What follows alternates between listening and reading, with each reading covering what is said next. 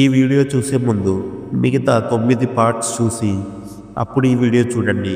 మీకు ఈ కథ పూర్తిగా అర్థమవుతుంది. ఓకే సార్, ఉంటానని అర్జున్ అక్కడి నుంచి వచ్చి జరిగింది మొత్తం నాతో చెప్పాడు. అర్జున్ అలా చెప్తుంటే నాకు చాలా కోపం వచ్చింది. మా ఇంటికి వెళ్ళి మా అమ్మని ఎడాపెడా తిట్టి ఈ సంగతి మా నాన్నకి చెప్దాం అని అనుకున్నాను. అర్జున్ వెళ్ళొద్దు అని ఎంత చెప్తున్నా వినకుండా మా ఇంటికి బయలుదేరాను. బయలుదేరే ముందు అర్జున్ నాతో, సరే మీ అమ్మ ఎన్ని మాటలన్నా నువ్వు ఆమెతో ప్రేమగానే ఉండు, ఒక్క మాటను కూడా ఆమెను ఏమీ అననని నాకు మాట ఇవ్వు అని నా దగ్గర మాట తీసుకున్నాడు. ఇంటి దగ్గరికి చేరుకుని నేను లోపలికి అడుగు పెడుతుంటే నన్ను చూసిన మా అమ్మ అక్కడే ఆగిపోయింది. లోపలికి అడుగు పెట్టావో పరిణామాలు తీవ్రంగా ఉంటాయి. ఏంటమ్మా అంత కోపం? పెళ్లి చేసుకున్నా అనే కదా అర్జున్ నన్ను ఎంత బాగా చూసుకుంటున్నాడో తెలుసా? ప్లీజ్ అమ్మా నాతో మాట్లాడు. ఎంతైనా నేను నీ కన్న కూతురుని. నిన్ను వాడు ఎలా చూసుకుంటే నాకెందుకే? నా కూతురు ఎప్పుడో చచ్చిపోయింది.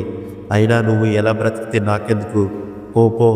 ఇక్కడ నుంచి చిన్నప్పటి నుంచి ఎంత గారాబంగా నిన్ను చూసుకున్నాం. మన ఇంటి కుక్క చూపించే విశ్వాసం కూడా నువ్వు చూపించలేదు. ఛీ, అయినా నిన్ను కుక్కతో పోల్చిన కుక్కతే అవమానం. అమ్మా అలా మాట్లాడకు. అమ్మ అలా మాట్లాడగానే నాకు కోపం కంట్రోల్ అవ్వలేదు. ఎంతైనా నేను కూడా మనిషినే కదా.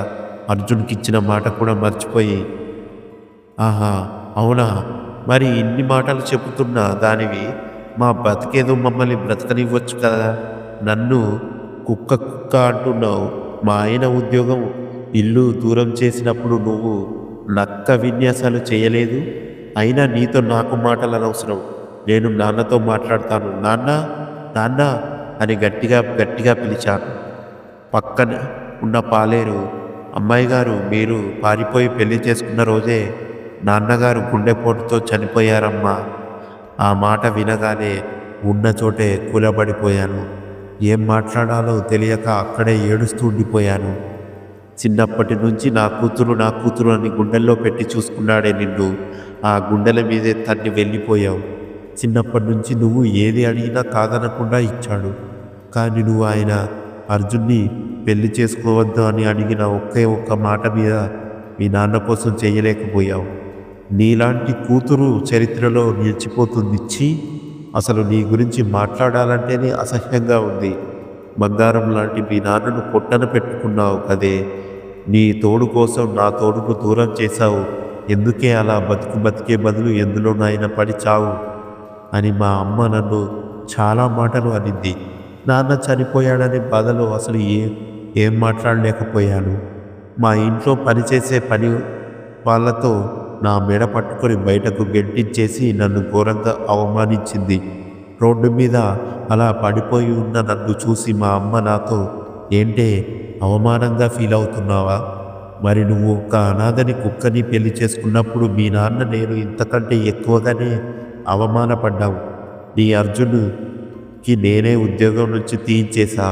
వాడికి అసలు ఎక్కడ ఉద్యోగం రాకుండా చేస్తా. ప్రేమించి పెళ్లి చేసుకొని ఆనందంగా ఉందామని అనుకున్నావు. ఎలా ఉంటావో నేను చూస్తా. ఇక నుంచి మీ పతనం మీదే నా దృష్టి అని లోపలికి వెళ్ళిపోయింది. నాన్న చనిపోయాడనే బాధలో నేను ఏడ్చుకుంటూ ఇంటికి వెళ్ళాను. నన్ను చూసిన అర్జున్, ప్లీజ్ ఏడవకు బంగారం, నువ్వు ఏడుస్తుంటే నాకు కూడా ఏడుపు వస్తుంది. నేను ఆ రోజు మీ ఇంటికి వెళ్ళినప్పుడే నాకు మీ నాన్న చనిపోయాడని తెలుసు. కానీ ఆ విషయం నీకు ఎలా చెప్పాలో నాకు అర్థం కాలేదు. చెప్పినా నువ్వు తట్టుకోలేవని అనిపించింది. అందుకే నీకు చెప్పలేదు. నన్ను క్షమించు బంగారం అని నా 2 చేతులు పట్టుకొని అర్జున్ కూడా ఏడ్చాడు. అర్జున్కి అక్కడ జరిగిన విషయాలు మొత్తం చెప్పాను. అది విన్న అర్జున్ బాగా కోప్పడతాడు. మా అమ్మ దగ్గరికి వెళ్ళి ఏమైనా గొడవ పడతాడేమో అనుకున్నాను. కానీ అర్జున్ కోపం తెచ్చుకోకుండా, నాకు తెలుసు ఇందు ఇలాంటిది ఏదో అవుతుందని, అందుకే నిన్ను అక్కడికి వెళ్ళొద్దు అని ప్రాధేయపడ్డాను. అయినా కూడా నువ్వే వినకుండా అక్కడికి వెళ్ళావు. ఎంతైనా తల్లి కదా, అందుకే నీ మీద అంత కోపం పెంచుకుంది. నువ్వేం వరి అవ్వకు, నేను చూసుకుంటానని చెప్పాడు.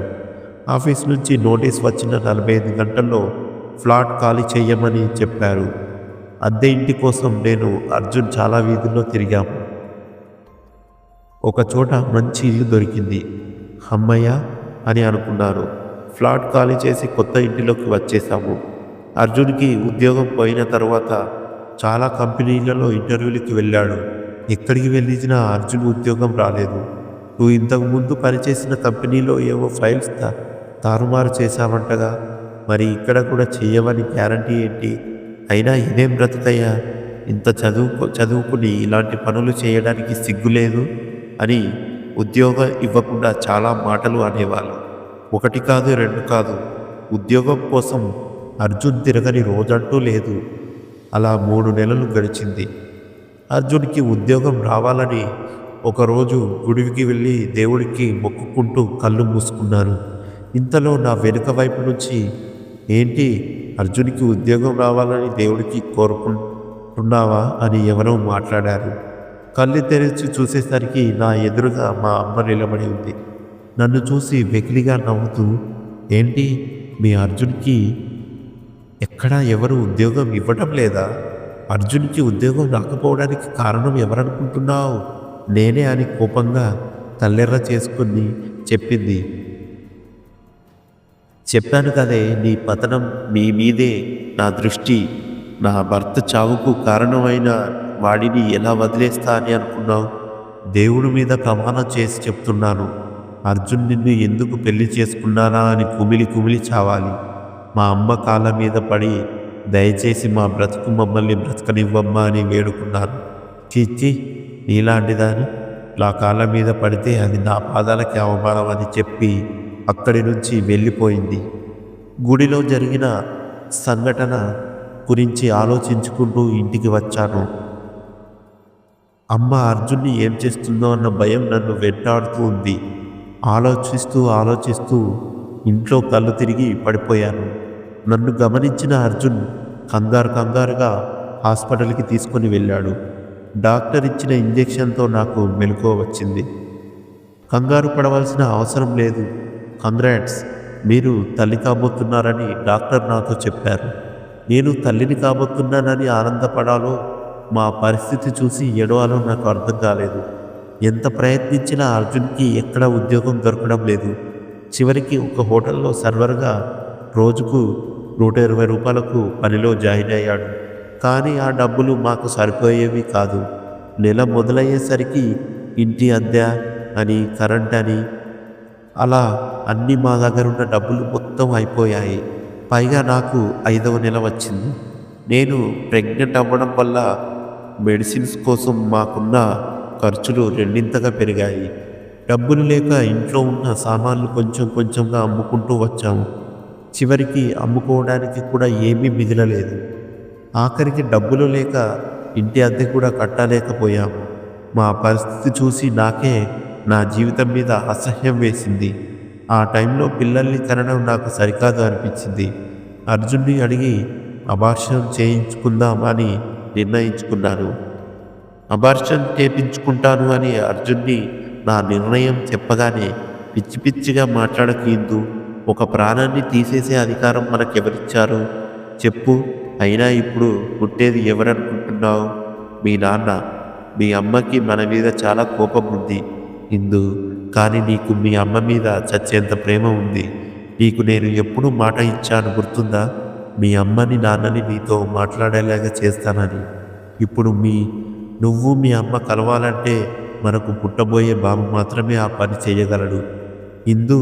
అయినా ఎవరో కాదు, మీ నాన్నని నీకు ఎలా దూరం చేసుకుంటాం చెప్పు అని గట్టిగానే నా నోరు మోయించాడు. ఇక తర్వాత ఏం జరిగిందో తెలుసుకునే ముందు నెక్స్ట్ పార్ట్ కోసం వెయిట్ చేస్తుండండి. ఈ వీడియో కనుక మీకు నచ్చినట్లయితే లైక్ చేసి మీకేమనిపించిందో కమెంట్ రూపంలో తెలియజేయండి. అలాగే మరిన్ని వీడియోల కోసం మన ఛానల్ని సబ్స్క్రైబ్ చేసుకోండి. Thank you for watching our videos. Please do subscribe.